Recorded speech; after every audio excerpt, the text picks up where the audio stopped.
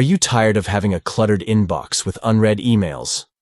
Well, in this video, I'm going to show you how to quickly mark an email as read on Gmail on your PC with the new update. First, open your web browser and go to gmail.com. Once you're logged into your Gmail account, look for the email that you want to mark as read.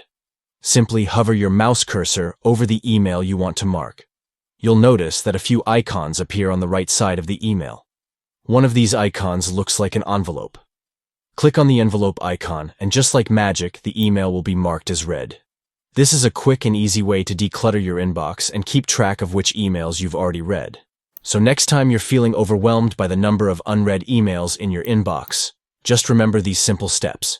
Open Gmail, find the email, hover over it, and click on the envelope icon to mark it as read.